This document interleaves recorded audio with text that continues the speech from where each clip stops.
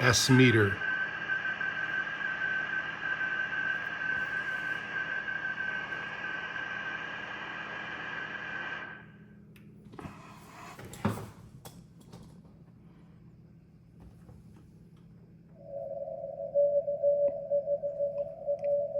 S-meter. Yeah, of course, the 7610 sounds a little better. It's got better audio, probably better speakers. Plus, it's about 80 years newer. Hello, Nick here. Got a new radio. New to me anyway. And if you didn't guess by now, this week is British Radio Week here in Dallas, Texas at Nick's house. So we had about 400 videos on that RA17 bomber radio, and that thing is a bad hombre, okay? I opened it up inside and found a tube that was completely out of the socket, and one that might have been loose, might not have been. And put it all back together, and I figured out you gotta let it warm up over an hour, and then everything works absolutely perfect. All right, enough about that old dog. Let's talk about this old dog. Just got this in today, literally 2 hours ago. It's a Racal RA17, and I forgot the suffix. It might be written in the back, but it's not the last version. It's a earlier version, and you can tell because of the bandwidth selection. So the latest version of these radios go like 10, 6, and then I think they go 3 or something like that. This one is 8, 3, and 1.2. And then obviously they got the CW ones over there. So this is an earlier version. They operate virtually identical. In fact, I'm using a manual I downloaded online to learn how to operate this thing to the finest degree. And everything's going well. I mean, so I got it in. This thing is probably the heaviest radio I own. It's in a steel cabinet, all right? So the radio in the cabinet's gotta be 65 pounds, maybe 70, all right? It's up there. And truth be told, I didn't know this when I was buying it, and the seller really didn't know. The seller was just a reseller, got this in from an estate or something. But I don't think this is the right cabinet for this radio. It may or may not be. But these screws and stuff, when I got it, one side was in and one side was shifted. That could have happened from jarring it and shipping. It did take a couple of jolts. I know that because one of the rubber feet in the back was laying in the bottom of the box loose. So the thing took a couple hits during shipping, but they all do, all right? And, but anyway, so I learned my lesson from the last radio, and what I did was I got inside of it, and I made sure all the tubes were pushed down in their sockets. And then, obviously just look for like wires that are broken or off or something like that. But I didn't see any problems. And this one is 110, 120 volts with a USA power cord. So apparently this is a USA version. I don't know that for a fact, but it had a USA power cord on it. And on the back, I didn't see an easy place to switch it between 120 and 240. But anyway, so I plug it in, put an antenna on it, let it warm up, 20 minutes, whatever, running good, running like a champ. You just heard it. That super weak beacon, 28.209, and if you look at the scale, I mean, the darn thing is right there, 28.209. The S-meter is not reading, but I showed you on the 7610 over there, the S-meter's not reading on that one either when I turn the preamp off. So if they're both running normal, no preamp, the S-meter's the same, and probably the reason for that is I read the owner's manual. So the owner's manual I downloaded said you can pop this steel plug out and you unhook the antenna, you put the attenuator all the way over here to maximum attenuation, you max out the IF gain, which is the same as RF gain, all right? So no antenna, max attenuation, max RF gain. And then if you put this on S-meter, because it does have an RF meter and an AF meter. So if you put it on S-meter, when you do all that, it should say 0. And mine was reading about, it was up there. Good, you know, a lot. It was up there. So popped the plug out, got in there with a flashlight, saw the screw I'm looking for, said, okay, taking a chance on electrocuting myself because I didn't know if there's 240 volts at that screw head. So, because like I said, I'm not a technician. Anyway, I got on the screw head, twisted it, brought it down to 0, plugged everything back in, played with it a little bit. Then I went back and unhooked the antenna again, just to kind of like make sure, see if anything settled out. And it was off the thickness of a line, the line of the meter. So I touched, just barely breathed on the screw head, got it to read 0. And now this meter reads the same as that brand new 7610 S meter. And I'm very happy about that. And there's tons of videos online about these radios. They're not that rare, but they are cool. And I'll briefly touch on it here. I mean, obviously you've got your separate megahertz dial and your kilohertz dial. And this thing was probably made in the 1960s, and back then they called them cycles instead of hertz. So megacycles, kilocycles.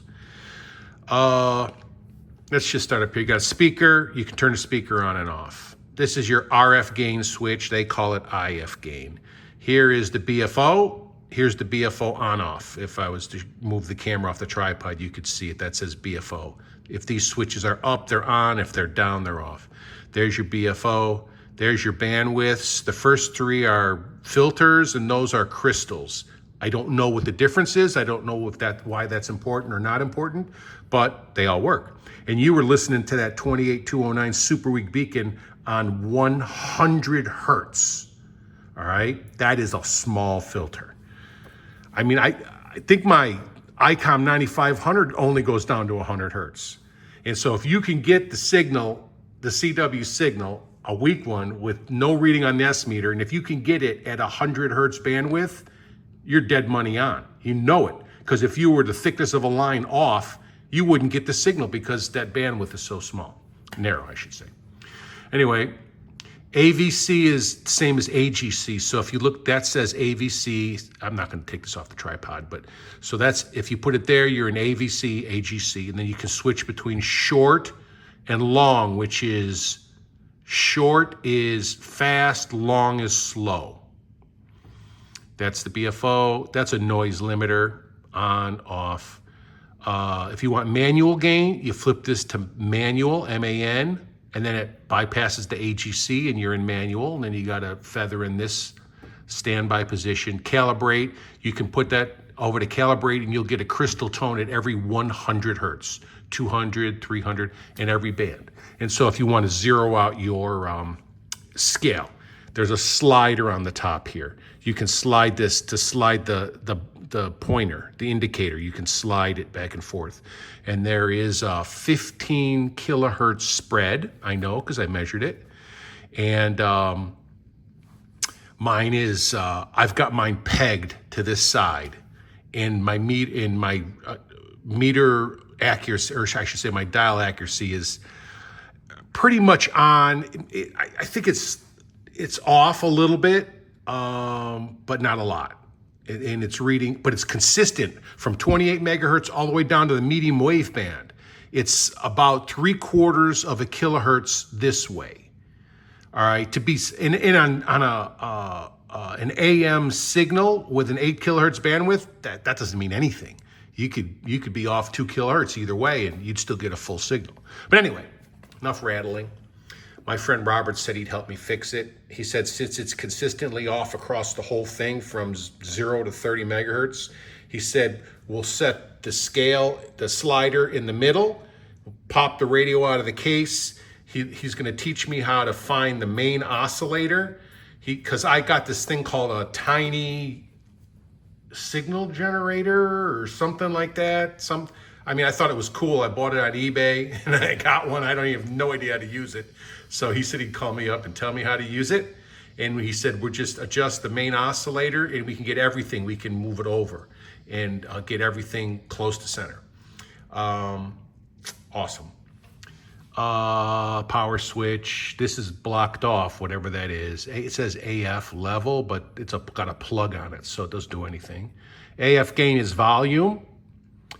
Attenuation, minimum attenuation, which means maximum signal. This is your band pre-selector, a tuner. So you always have to tune this to the range you're in, and it makes sure that you don't get spurious signals when you're trying to listen to stuff. It's very sensitive. Well, this isn't sensitive. This and this are sensitive. So this is the meter selection for the meter, obviously meter adjust, but this is the antenna tuner. And on most older tube radios, you see that little knob like on a Hallicrafters or something, and it says antenna tuner, and it's like, yeah, you could tune it and you might get you might get 1 point on the S-meter. That's it, okay? Maybe 1.5 if you're lucky. Well, this one makes all the difference in the world, the slightest movement. This is super, super sensitive. You've got to tickle this sucker, get it where you want it. Then you got to tickle this one because there's no clicks. It's just a freewheeling megahertz thing. So to make sure you're like on the exact megahertz, you peak the meter, or you could even better use your ear. Just listen for gain coming through the speaker. And so between a combination of adjusting this one and this one, you peak your signal, and then you can tune them. And we already know they're going to be 3/4 of a kilohertz to that side.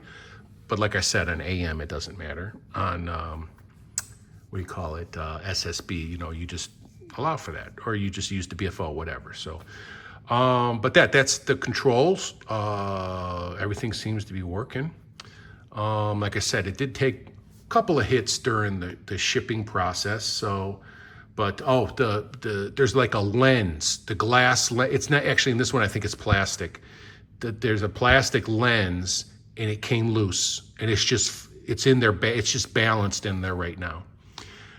When I get the radio out of this cabinet, I'm gonna have to try to figure out how, because there is access from the top, and I might be able to get in there and put a dab of glue in each corner and press that glass. It's plastic. I press it back up and get it to stay in place, or who knows. I'll get in there and look at it when I get it apart. But yeah, that took a hit. Like I said, one of the rubber feet came off, but I found the screws and put that back on. All the tubes were okay. They were in their sockets. The radio works great. If you can get that 28209 beacon, all right, with 0 on the S-meter, your radio's pretty good, okay? Pretty good, especially if you can get it at 100 hertz bandwidth. Anyway, enough bullshit talking. Let's do some shortwave listening. So, all right, we're gonna move in so we can try to get a little closer. All right. I can still hear this thing. Dang. Must be no drift either, because I've been bullshitting at you for 14 minutes and 7 seconds, and this thing is still dead on with 100 hertz bandwidth. All right, pretty cool. All right, so this time of night, the 49 meter band is starting to come alive, and there's some signals below 5800, 5.8 megahertz. So we'll start at like 5 megahertz. So there's no detents or click stops.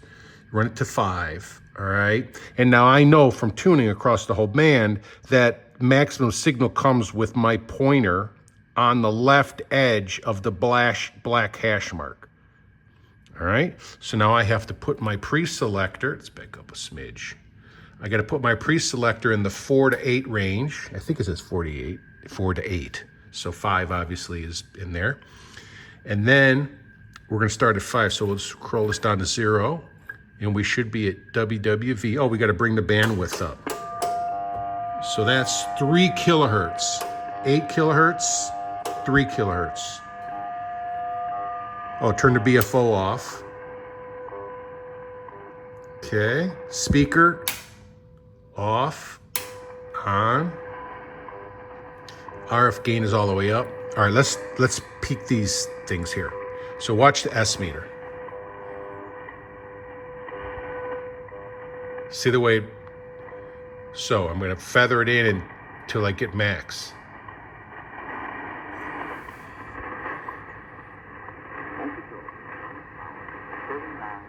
Right up in there somewhere. Now I'm gonna do the same thing with this. I mean, I could just roll with it because it's AM and, you know, you've got a wide bandwidth and relatively powerful signals. You could just roll with it. But if you really are trying to listen to that 28209 weak beacon, you're going to have to get maximum gain across the whole thing. So you got to tickle this in too. So you tickle this and you might.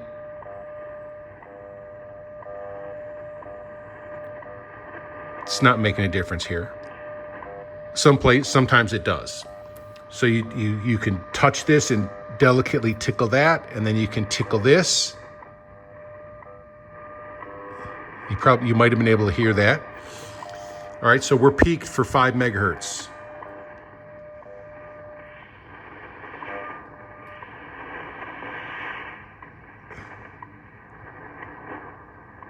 And we're on 3 kilohertz bandwidth. 8.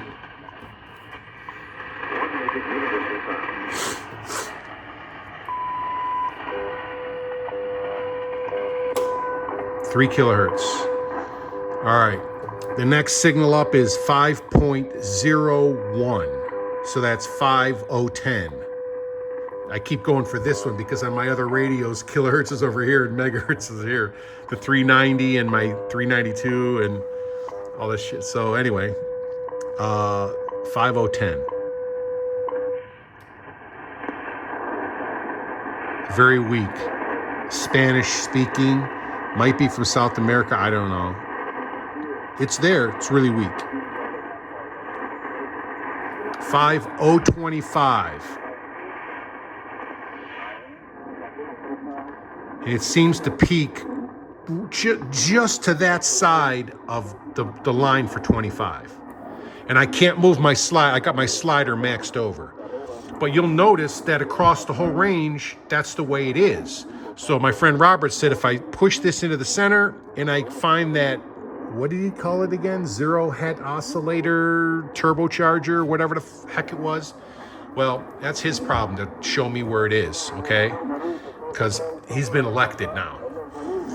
Anyway, all right. 5025, 5050.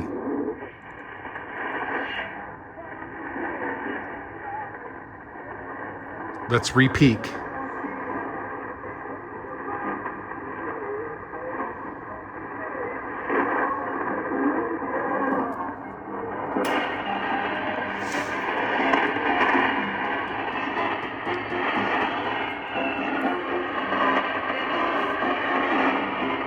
This gets much stronger later. It's only, what time is it? Hold on. I'm going to turn around and see the clock.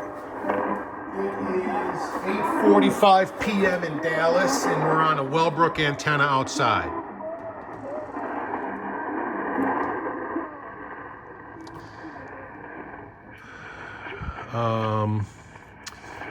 There's really nothing until you get to 5505 is a utility, but they won't be playing right now. 5800.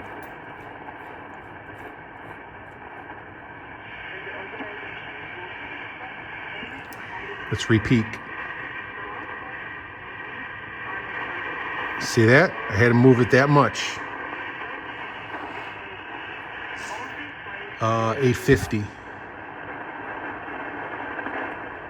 Surely for this Nicholas and Catherine, no atonement for you, even to your end.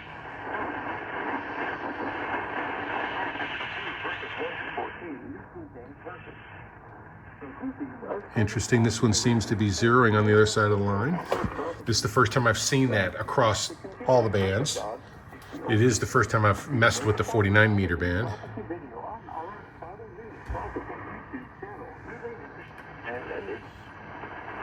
900. Nothing there. 935. Very strong. 950 maybe. Not yet.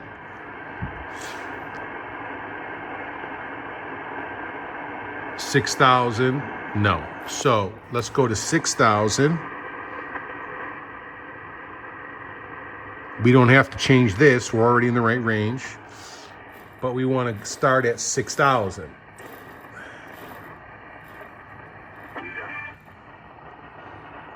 $6030. Radio Marti. Let's peak it.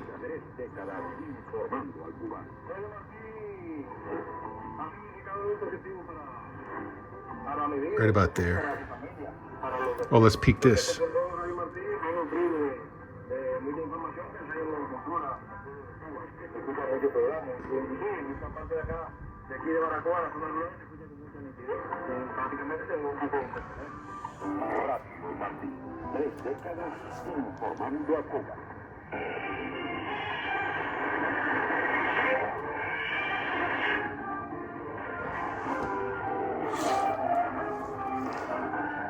$6070 Toronto.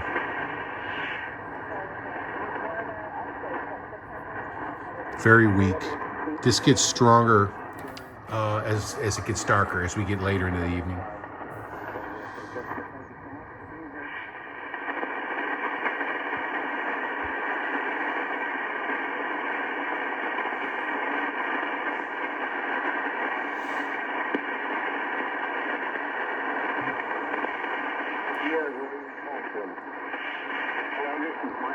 Well, this is Reverend Freak Show, 6.160.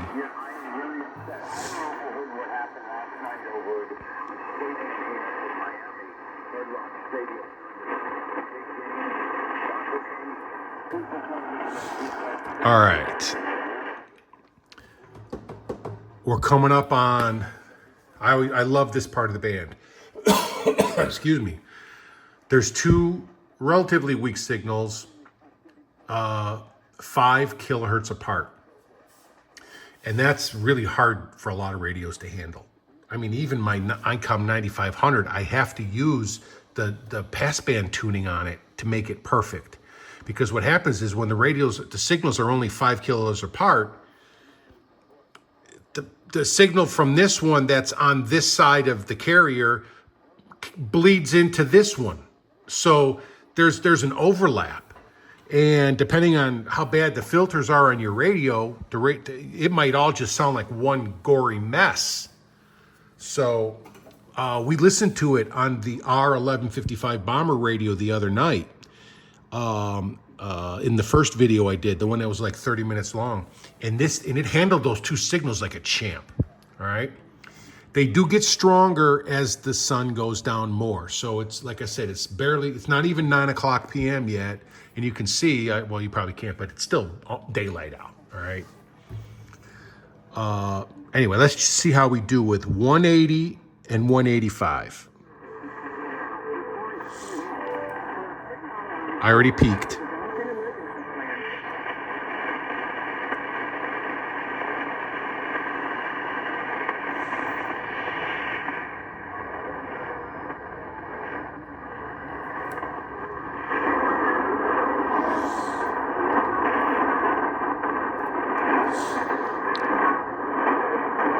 So in order to know if something's bleeding, we need to go to the other signals, see what's playing on there. Music.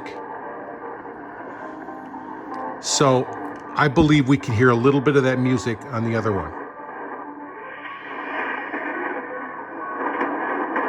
So if I try to do poor man's passband tuning by going 1 more kilohertz that way,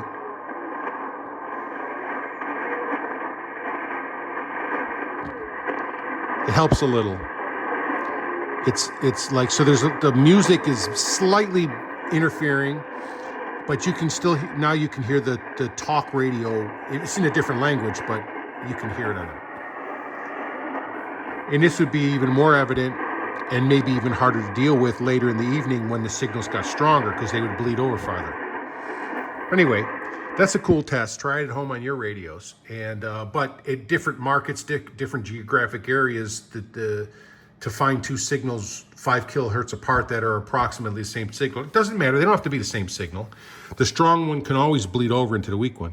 But to find two that are 5 kilohertz apart that you can receive reliably, it's not always easy. And it's different in every city.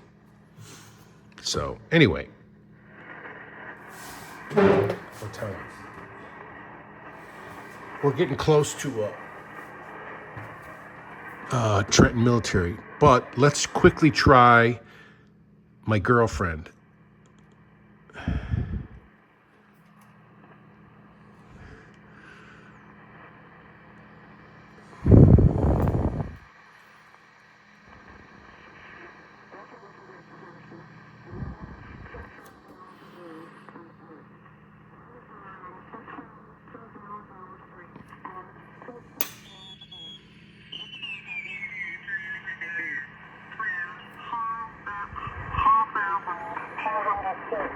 Cloud type not available. Sailor broken at 5,400 feet. Cloud type not available. Broken at 6,600 feet. Cloud type not available. Amount unknown. Towering cumulus at height unknown. Temperature 17. Dew point 13. QNH 1012. Becoming no significant cloud.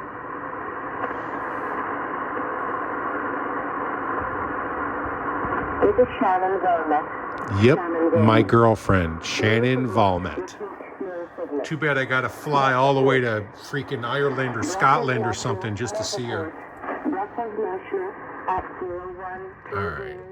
There's also a Trenton Military at 270. Visibility 10 kilometers. Wind 020 degrees, 6 knots. Dang, I didn't even need to touch the BFO. Light rain showers. Mist. Ceiling 600. Open. 1,500 overcast. Temporarily 0. Let's try the same broadcast at 6.754 maybe?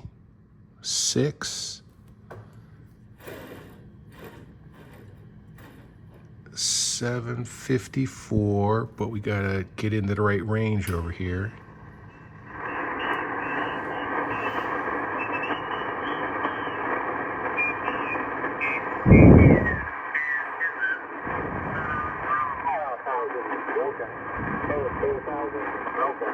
Temperature 22, dew point 15, altimeter 29.82. I'd go down and we'd look for some NDBs. There's only two of them around here, 365 and 341. But this radio doesn't go below 500 kilohertz, half a megahertz. So it doesn't do long wave. All right, so we're about 29 minutes, and I might do some more videos on this like I did with that bomber radio. They'd be much shorter, but this is an overview, and you know, you can give you a description of the one I got and the war wounds it took getting here. I think it came from the Pacific Northwest. No, it came from the Upper East Coast, like New Hampshire or something. And yeah, so UPS had their way with this girl. But anyway, no, it's working good. I'm very happy. It's a cool radio, and my friend Robert's going to help me make it perfect. So, all right, thanks for hanging out.